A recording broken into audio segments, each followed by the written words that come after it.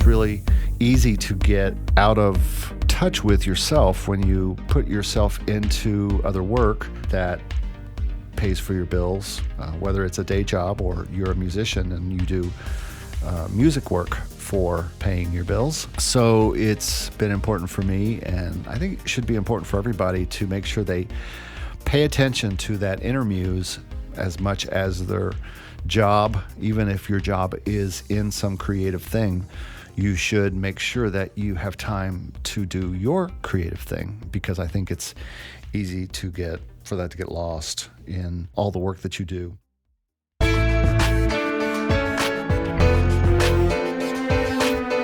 Welcome to the Brand New Me podcast. I'm Frances. And I'm Pam. And we are two women passionate about helping others thrive in life, not just survive. In each episode, we're going to find creative ways to offer hope for your future through our own life experiences. So join us every week as we learn together that we really can be a brand new me.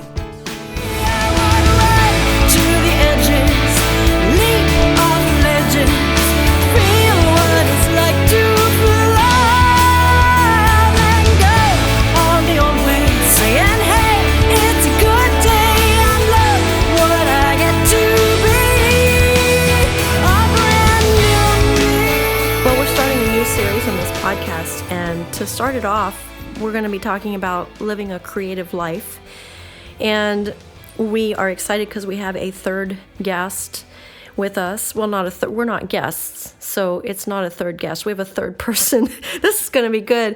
But to kick us off, Pam is going to tell us about a new idea she has talking about living a creative life. Pam, I decided that you should buy a farm because now that she's turned 65, Pam is having some food issues, and it's just what we have to look forward to as we get older. And I just thought she can't have dairy and eggs and that kind of stuff. So tell us about the little farm that you're going to get, Pam. Okay, my little farm we can't have cows because I'm allergic to everything. So actually I could slaughter them, but I'm not sure I could do that to a cute little cow. I'm going to have goats because I'm allowed to have goat cheese. And goat cheese is so delicious. And I'm pretty much allergic to everything I like, Frances, every little thing. But a girl's going to do what a girl's going to do. And I am going to do something about it. Well, this started because she told me that what did you say? Wait, I'm switching pronouns from you to she. You told me that you're grinding your own oats to make flour. So that's what got it started. I said, well, then why don't you just buy a farm and grow your own oats and everything? It just sounds like it's really pitiful these days. I'm sorry, Pam. Yes, and I'm sure any of my friends listening to this would be like, what? She's doing what? So, yes, I think I'll have is there such thing as an oat farm? I'm not even sure. But yes, I have to grind my oats because I can make something out of oats. And do you know what the replacement for an egg is in baking? I mean, who would have thought? It's flaxseed and water, and you let it soak, and then it becomes an egg. Well, it doesn't really, but it becomes egg-like. Oh, I could have told you that. I knew flaxseed turns into an egg. Okay, so really, it turns into an egg. You fry it? Can you fry it? No, it's not an egg where you can have a sunny side up egg. It is actually, you put it in things for baking. Like if it calls for egg whites or egg, you use flaxseed mixed with water instead. And I just today, I haven't tried it yet, made a banana bread, a vegan banana bread, and I used the flaxseed water egg thing. So I can let you know more about that after I try the bread. Okay, well, with that, let's get started on our guest today. You've heard me mention my producer, Eric Copeland, and he's kind of been a creative hero in my life, and he just came out with an ebook called How to Live a Creative Life. I was reading it, and I just thought, he has his own little studio. we could have this discussion with him and he could record his answers and his thoughts. And so we are going to invite Eric Copeland to be a part of our podcast for a while to do a series on his book. You can get his book, How to Live a Creative Life. It's on Amazon. It's just in digital form, ebook. So if you want to get it and be inspired with us, we're encouraging you to buy it. It's only like $5.99. We are into supporting people with their own stuff. Like Pam has a book and I have CDs, and I just think it's cool to have an author who can give us current thoughts. Like, I love to read people's books, famous people, but you don't often have the ability to interact with them one-on-one. And so this is fun to have two authors with us. Pam is with us. She's an author. And then Eric. So to get started, we asked Eric, first of all, Eric, just tell us a little bit about who you are.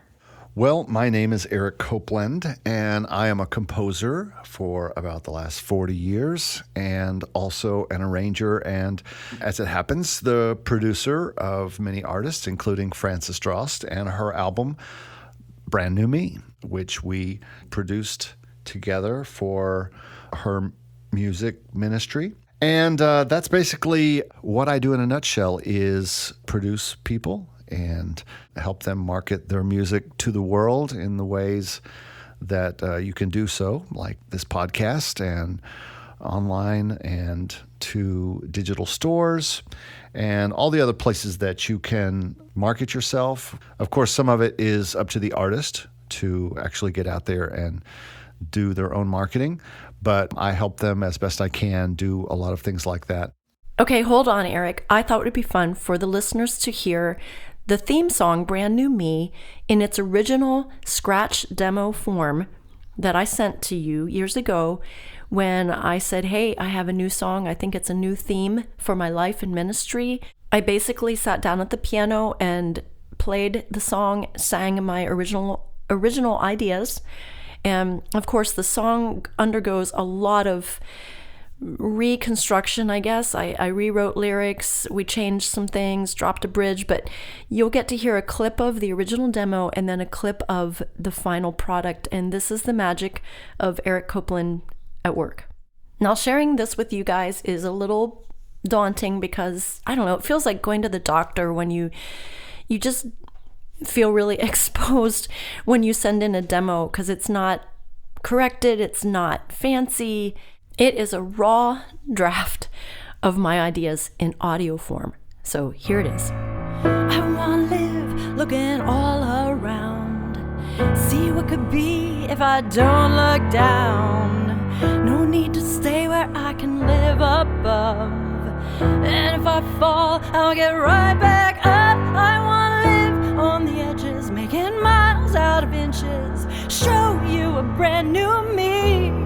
I'm gonna dance on the fringes, pushing life to the limit. Feel what it's like to be. And then he listens as a producer, hires the musicians, and we're off to the races. I wanna try things I've never tried and say goodbye to my foolish pride. Don't need to know what you think of me. I'm better off when I live carefree. I wanna run to the edges, leap off the ledges, feel what it's like to fly and go all the old ways, saying, hey, it's a good day. Look what I get to be. I'm brand new me.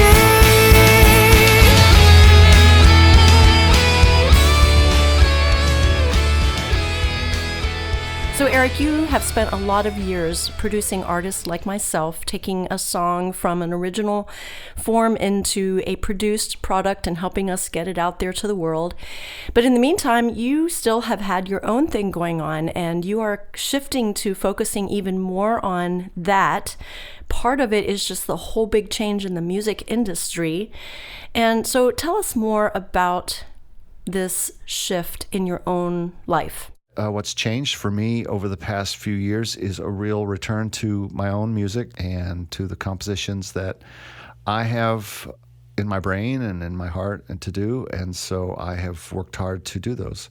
It's really easy to get out of touch with yourself when you put yourself into other work that pays for your bills, whether it's a day job or you're a musician and you do music work for paying your bills. So it's been important for me, and I think it should be important for everybody to make sure they pay attention to that inner muse as much as their job. Even if your job is in some creative thing, you should make sure that you have time to do your creative thing, because I think it's easy for that to get lost in all the work that you do. So, Eric, everyone has a hero in their life. And Frances was telling me that Walt Disney was yours. Why is Walt Disney your hero? Walt Disney certainly is one of my heroes, or I could say perhaps he is someone that I look up to. I love his story of how he created an entire kingdom, if you will, on the back of creative ideas that he had. I also love that he failed a lot before he succeeded. And even after he succeeded, there were failures, and yet it still continued to grow. And of course, now Disney World and Disney movies and Disney's ownership of Star Wars and Marvel and everything else they own just shows you the possibilities of being a creative innovator and chasing that creative dream. You can do them both and also make a company or a living from it. And he certainly did. So there's probably other people who I look up to as well, but he certainly is one of those that I really have found to be someone I admire and someone I pattern some of what I do after.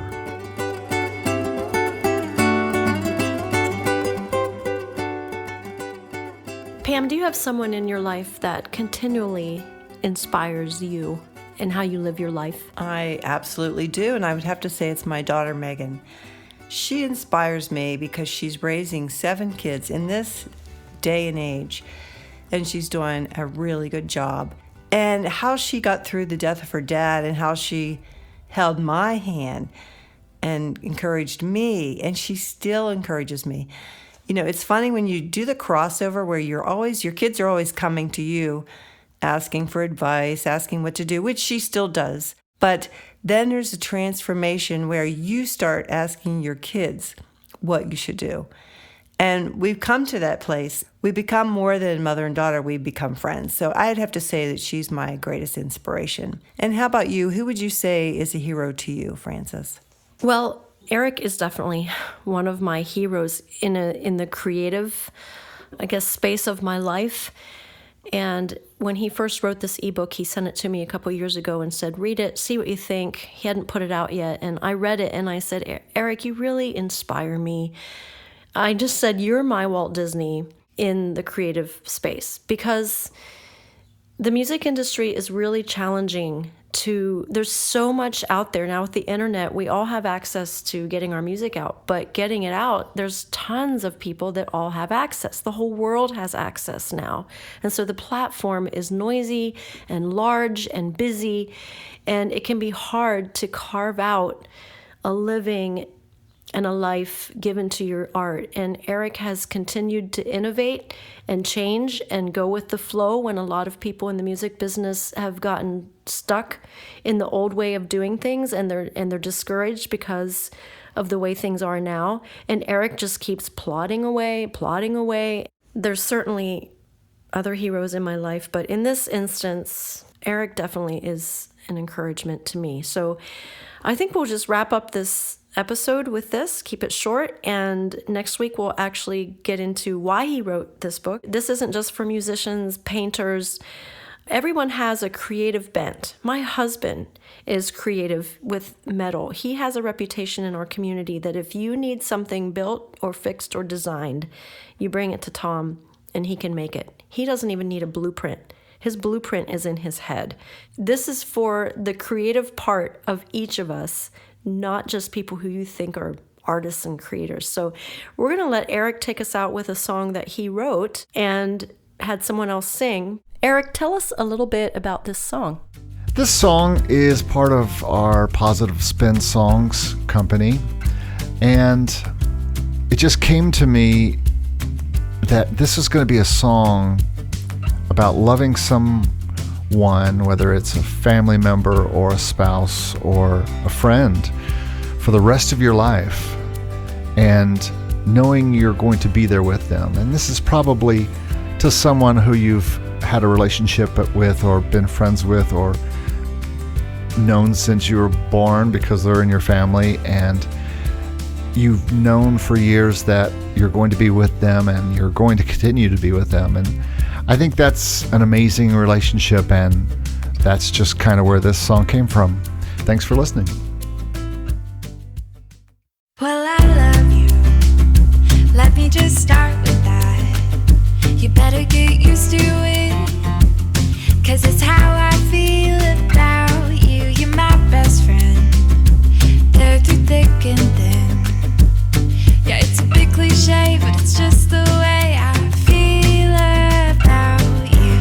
I will love you for the rest of my life. The rest of my life. I will love you for the rest of my life. The rest of my life. It's a bit bizarre how we've come this far. What a unique match, I'll grant you that, but it's just the way things are. Your family and what you mean to me is more than anything I've ever known. I know I'll never ever be alone, 'cause I will love you for the rest of my life. The rest of my life. I will love you for the rest of my life. The rest of my life. Even when I'm old and gray, you are gonna hear me say I love you every single day. Even when I'm down and out, even if I have to shout I love you, there'll be no doubt that I will love you for the rest of my life. The rest of my life. I will love you for the rest of my life. The rest of my life. I will love you for the rest of my life. The rest of my life. I will love you for the rest of my life. The rest of my life, yeah. I will love you for the rest. That's such a happy song, and if you'd like to hear it again, see the video that just came out with it. The song actually just came out May 17th, 2019, so go check it out, positivespinsongs.com. And there's other great tunes on that website too, but you can go to the store from there and other links. So have a great week, and if this episode touched you or this song touched you, share it with a friend. All right, see you next week.